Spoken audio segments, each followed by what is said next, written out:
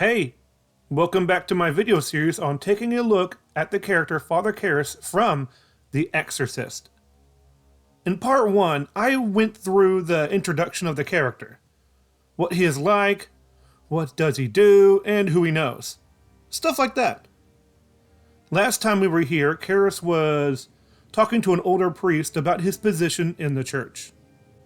Karras is losing his faith in God, and with that, losing some faith in humanity as well.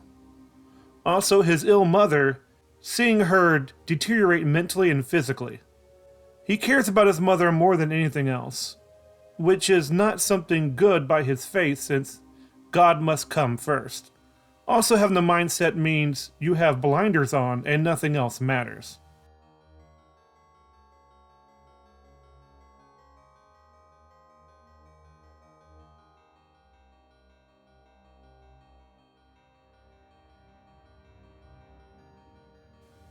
After a few scenes later, we find Karras at the hospital. Why? Because while Karras was away from his mother, probably at work, she seems to have fallen ill and sick enough to be at said hospital. He is there with his Uncle John, the one Mary was talking about, which is his mother. He seems to keep his distance from his sister and her son. More on that later as the story carries on.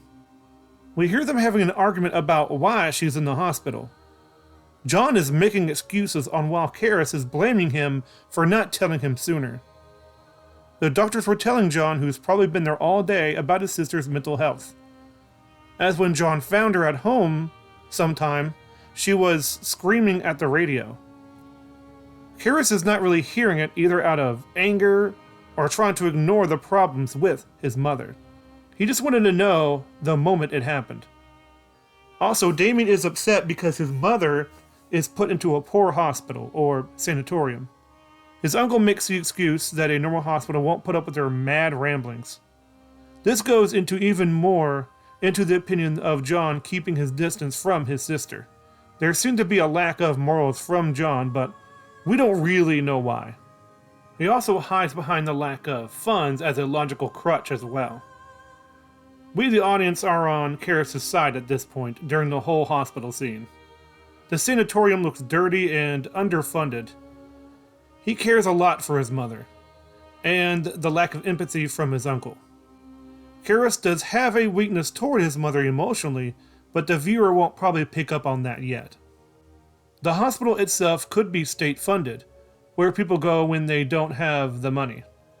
Either in the 70s in New York, this hospital doesn't use its funds well, or this one doesn't get the cash they need. Who really knows, but let's go back to the story at hand. John continues. They were going to keep her in a normal hospital until her leg was better, but with her being so wild, they could not. At least that's what I infer. John asks a nurse if they can see her, and of course, after a few simple questions, they all head that way. The more they go into it, the more Karras is worried. It all comes to a head when he enters the room.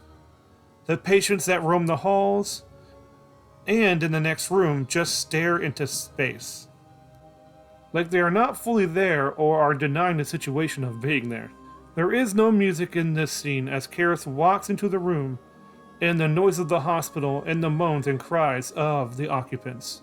It really sets a tone for how uncomfortable Karras is to the audience. As Karras looks at all the madness in this place, John makes fun of him being a priest, saying, "If you weren't a priest, you would be famous." Meaning that we are all poor, but you could have made us some money. A very mocking and uncaring comment to make at a current situation like this. Another part of the comment is that if this so-called money he could have had could help his mother, she would be in a penthouse instead of a small apartment in the ghetto. John could also be putting blame on Karras as well as him being in the priesthood as a waste of potential to be rich of his natural talents. Karras says nothing in return. This could mean that he knows that John is in some sort of emotional pain, or Karras just wants to see his mother and wasn't really listening to what his uncle said. In any case, it's one more problem among the pile for the problems put on Karras' shoulders. When the nurse finally opens the door, John says he will wait outside for them. Why doesn't he want to see her now? Most likely I think it's bad blood between them because of John's emotional distance. Well, there could be a lot of reasons, but let's stick to Karras as he moves into the hospital room where his mother is. The room is long and huge, with some beds in a row and some seeming in random places. This is through the point of view of Karras, making it more uncomfortable for him and us. As he walks down the aisle of the room between the beds, most of the patients there surround Karras. The nurse tries to get them off of him, saying, "Don't bother the father." These other patients could be example of lost souls and looking to be saved. After all, they don't bother the nurse, but they gather to a person who is clearly a priest. He is wearing his white collar. Like I said, these people could be looking at the father for help, from a man of God. But Karras is here for his mother, not for these people. He's becoming more apathetic to humankind, and we know why because of his words with Tom and his mom's health conditions. After seeing what this place is really like, he finally comes upon his mother. In his sad state, he looks upon her and says, "Mama, it's me, Demi," going back to his nickname for him from her in order to make a familiar connections in a bleak place. Also, he is trying to calmly wake her up by hearing a familiar voice and phrase. She slowly wakes up and turns her head toward her son. With a sad look, she says, "Why did you do this to me, Demi?" This confirms Karras interferes about this place and tries to fix it. At the same time, he can't believe what he is hearing from his own mother. Someone Karras loves is telling him it's his fault when he wasn't there and there's nothing he could have done. He didn't know his mother was in trouble until it was too late to help. In this one instance, Karras starts thinking of a way to fix his own problems, or to at least stop his mom from being sad and blaming him. So to correct it, he says, "I'm going to take you home, Mama." That should make her happy, right? After all, she was stubborn enough not to leave her home in the first place. Being anyplace else besides her home is not helping the situation. Karras repeats, "I'm going to take you home," as the mother is speaking Greek and looks like she is in some sort of pain. She squirms in the bed and he is trying to help her, and Mary refuses to respond to Damien. Emotionally, Karras gives up, and we see this in the scene as he just waits for her to respond with his arms at his side. After all that, John and Karras have a one-to-one conversation in the parking lot. Being in a more private place, Karras confronts his uncle about his mother's situation. Well, the uncle's self-defense is something Karras has probably thought of in his mind before, a lack of money. John tells Karras that we can't keep her in a place that would fit her needs. In fact, the uncle says, "Do you have the funds?" "I don't think so." I don't know why the uncle comes off like this. Could it be that he doesn't want anything to do with his sister? Or perhaps it's a lift off his shoulders that he no longer has a care for her. The important thing is that Karras is in a tight spot right now in his life. The uncle comes across as uncaring to be sure, and we never really know why he is distancing himself from his sister. Did they have a falling out back in the day? Or does he see the writing on the wall about his sister? There are only things I can think of. This is the first event that leads Karras into a downward spiral of inner depression. His greatest fears are coming true.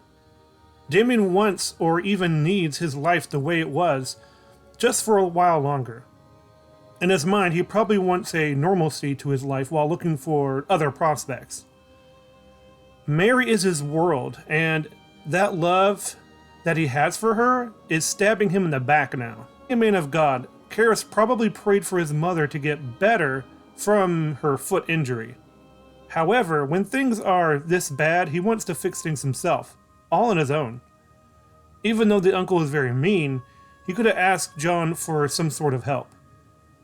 He doesn't ask for help from anyone, even before this event happened, it seems. He thinks he sees his mother as his responsibility alone. What I'm getting at is that he should be looking to God for help, but he does not. When it comes to his mother, his faith seems to go out the window. Of course, Karras is under stress, but as he said himself, he is losing his faith. Angry at his uncle, the system, and maybe even God at this point? This all stems from his sorrow from his mother's loss of sanity. He also blames himself for his lack of funds and not being there for her when she fell ill. So with all that aggression locked inside, Karras goes to the gym. When we see him there, someone is holding a punching bag for him to hit, confirming he still does box, but it seems just for exercise.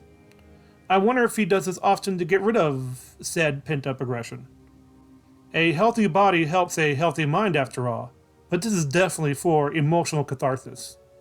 Not all things that happen to Karras is on screen, and some news scenes mean days have passed. We must assume that Karras has moved his mother back home, and this is confirmed later in this upcoming scene. The mother, named Chris, which has the possessed daughter of the film, is running a movie cast party, I think. The party is not the important part, it's what's said in a certain part of the party. Chris asks about a priest she keeps seeing near the set of the movie they are filming at. Another local priest at the party being asked is named Dyer, and he answers. Dyer says that his name is Damien Karras, and that he's going through a rough patch. We know that, but things have gotten worse because of what he says next. He says his mother is dead and found alone in her room, and it must have been days. There is the first time we learn as an audience that it's been days since Karras left the hospital with his mother. Also, Dyer must be a friend of Karras since he knows his full name and where he works and lives. This makes Chris aware of the man she has been seeing and knows he is a psychiatrist. How the whole thing is implied is that Karras didn't know about his mom for a few days, which means if there was anything he could have done about it, he would have been there. He cares too much about his mother to ignore her in this way. He still needs the job to pay the rent for himself and Mary, probably. He went back to his routine, most likely, of visiting her once a week. Now with her being dead, this will push Karras further into a depression since the hospital visit. After the party, Dyer goes to visit Karras on the church or school campus. It makes one think, though, does the church pay for Karras to live there? Does he have less money than we ever thought?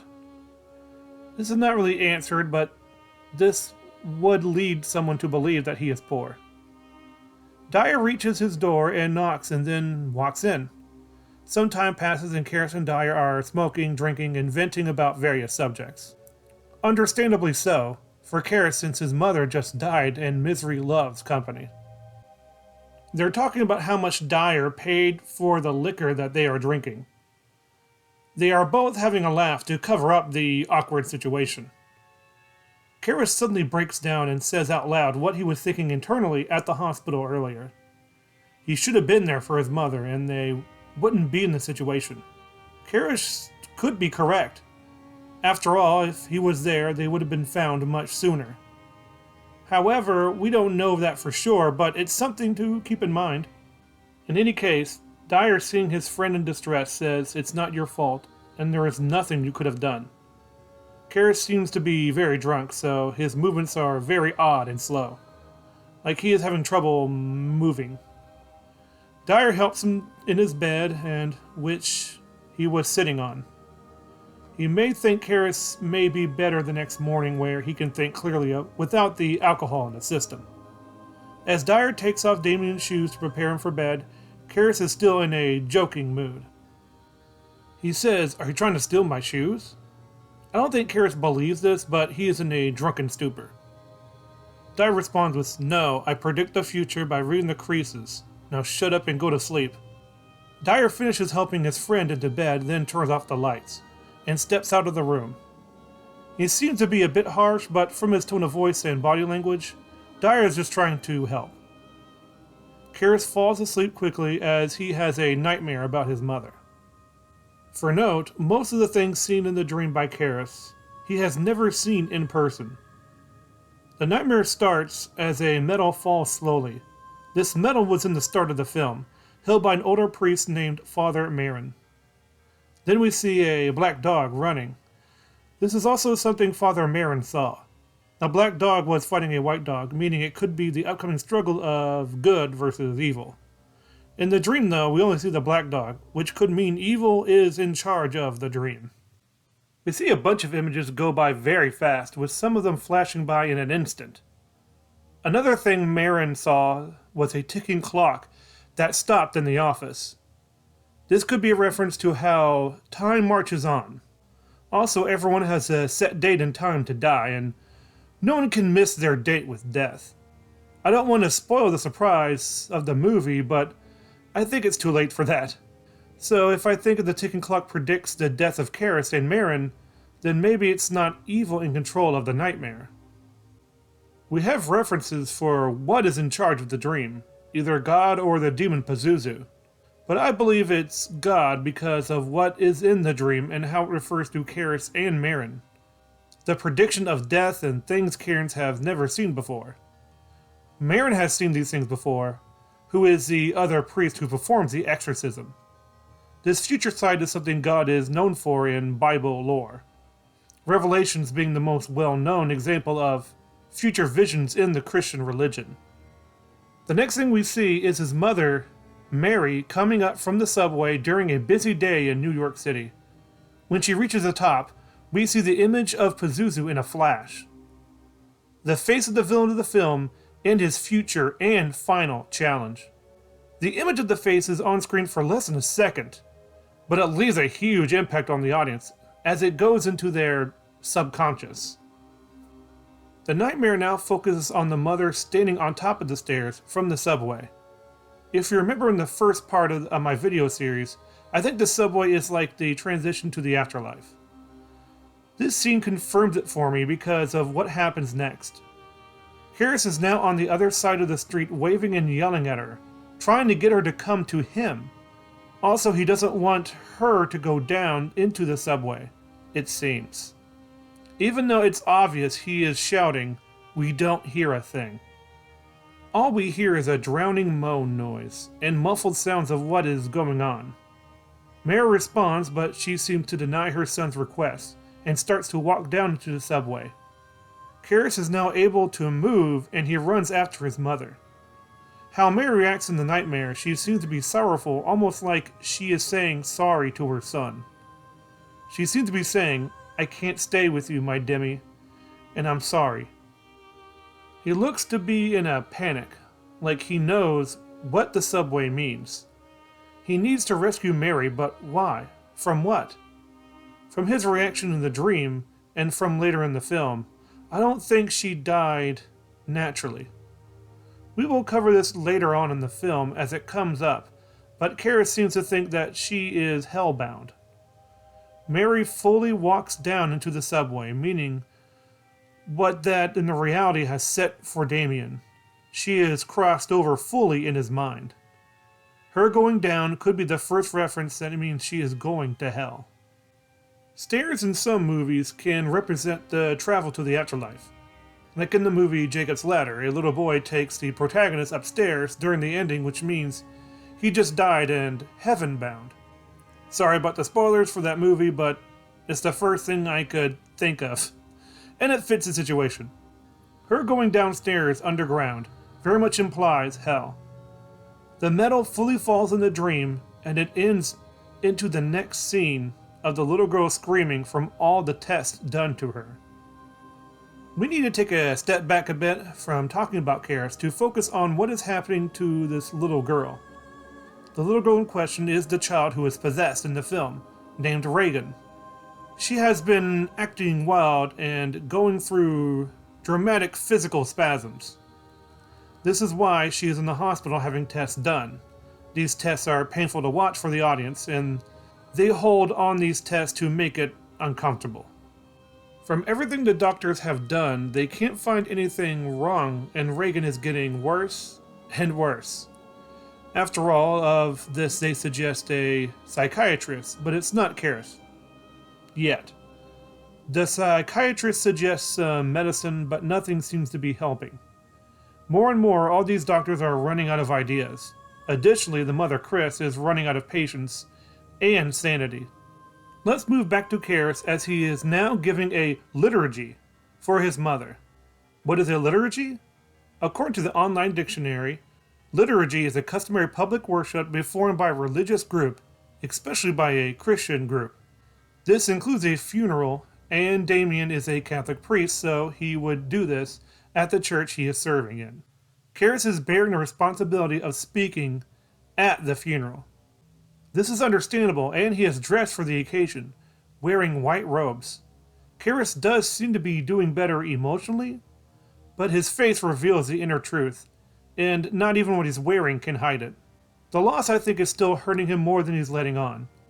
We don't really know, but it's safe to say because of his love for his mother. A few days pass, and we join Karras running on a school track outside. Damien does like to keep himself in shape after all, and running is good for a workout of the legs of a boxer, even a prior one. He is alone on the track, but someone is watching him, waiting for him to finish running. When Karras finishes his final lap around, this man in the bleachers approaches him. He introduces himself to Damien as William, and a part of the local homicide division of the police, also using normal conversation to get details out of Karras. For example, saying he looks like a boxer he knows. Karras is curious why an old policeman is talking to him, especially from the homicide division. Additionally, after being tired and doesn't want to be bothered, Williams does get to the point as he is investigating the death of Bert Dennings, the director of the film Chris is in, You see, Bert fell down a large outside staircase, and his head was turned completely around. The head being turned could be the result of the fall, but there are doubts because this is a rare thing to happen from a fall. Now, since Karras probably visits the set often, as we saw at the start of the film, it stands to reason that he would be asked about Bert's death. Well, the death of a film director is a big deal, so Karras knows about it by reading the newspaper. As they walk together, Will changes the subject all of a sudden and asks him if he knows about witchcraft? Why does William change the subject all of a sudden? Because Will knows about something that happened inside the Catholic Church, which Karras does bring up later on in the conversation. What is believed to have happened is called a Black Mass. According to the online dictionary, a Black Mass is a travesty of the Roman Catholic Mass in the worship of Satan. This includes the perversion of the idolization of Mary by sexualizing her. In any case, Karras does know something about witchcraft. In fact, he says he wrote a college paper on witchcraft, but from a psychology point of view. This was why he went to college in the first place, so it makes sense that he would focus on that. The homicide detective knows Damien did the paper and wants his opinion on something that happened, not only in the church, but to Bert as well. William is using normal conversation to coax information out of people and inflating their ego too. People will give out things they don't mean to if you're pleasant enough. So let's get back to the conversation at hand. William mentions he read Karras' paper on witchcraft and wants his advice on Bert's death as a doctor and a priest. First, asking about the Mary statue. You see, the Mary statue was desecrated earlier in the movie, inside the church Karras is involved in. As I mentioned, Damien thinks that the desecration was a Black Mass. Again, William is trying to find a connection between Bert's death and the desecration of the statue. He tells Karras in confidentiality that there is more to Bert's death than it said in the paper. He says they found Bert at the bottom of the steps with his head fully around, a complete 180. This hits Karras sort of hard as he reaches for the chain link fence in front of him, as if to absorb the information just given to him. Even though Karras didn't know Bert personally, from what Damien has seen of him, he was a nice guy. If you remember in the first scene, he was making the public laugh, including Karras. He asked William if this happened in the fall. William answers with it's possible, but there must be more to it if he's asking questions. They both confirm that's very unlikely. Will a part of the homicide division and Karras as a doctor. He finally makes the connection known to Karras about the Black Mass and the murder of Bert. He says that it's a murder that has a witchcraft motivation. Damien asks, do you think both these acts were done by the same person? He responds, yes, but they would have to be pretty crazy person. The truth comes out and William thinks it's someone who has a spite against the church. Someone who is rebelling from inside the church. Karras now knows what is going on with these lists of questions. He is asking him if he has seen someone inside the church who could be described person almost if someone is a traitor, and Damien needs to betray him.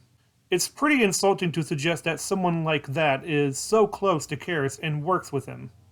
However, it does make sense to ask Karras about this because he is a psychiatrist inside the church. He would know if someone deep down hated the church because of what Karras majored in. Damien answers with, I don't know anyone that fits that description. Karras is telling the truth. We have not seen anyone like that in the film thus far. This is when the professional ego battle starts between them. William responds with, so you won't tell me because of doctor's ethics? What is called patient confidentiality? Real quick definition of what patient confidentiality is. It's not giving out information that the patient doesn't want to give out, or information told in private. So Will sort of threatens him with jail time for withholding information, mentioning it happening in California. I think Williams knows that Karras won't bend, but maybe later on down the line. Karras drops the truth bomb of sorts and shows his knowledge of the law in the matter of confessing, only in passing of course. It's a direct challenge to William, even using the same ending word. After this, Damien leaves, but both of them feel good about themselves. Still, William wants to talk to Karras, so he brings up a personal passion of his. Watching movies and talking about them. Karras is actually receptive to what William is saying. Actually, he wants company going to movies because he's a little lonely going alone to the cinema. This is of course as friends or acquaintances at least. It almost feels like a film insert of the director or something. He wants him to go to see the next show, but Karras has already seen it. After all that small talk, he asks him if he knows a priest who fits the bill of being a cultist. Karras is annoyed and responds with those emotions by saying, "Come on!" Like it's a ridiculous question to even be asked about his colleagues. So William responds with, "Just answer the question already," calling out Karras for dodging that question. He answers the question and says, "You know who I think did it? The Dominicans, go pick on them." This is a sly and hurtful remark on Karras' part. It's a joke for sure, but it's also very rude, because he feels a little betrayed after having a casual conversation about going to the movies as well. William responds in kind with, "I could have you deported, you know that." It's almost like an unknown law was broken about a joking conversation to full-on threats. Karras carries on though with a smile on his face, thinking himself to be the winner of their little ego battle of sorts. When Karras is about to leave for good, William says he lied. About what, Karras wonders as he turns around. William continues with, "You look like another boxer I know," and Karras has a huge grin on his face. Again, as if nothing ever happened or insults were never thrown. Definitely a male bonding experience, as most times butting heads leads them closer together in some way. In any case, I'm done with this video series for now. Next time on the series I will cover the rest of the movie and actually go over the exorcism of the movie. Also I have bad news for the Kong vs. Godzilla video. It will be delayed for a while because I have other ideas. Sorry, but I will replace that with a response video instead. Well, take care of yourself out there, and make sure to like and sub for more content. Hooray!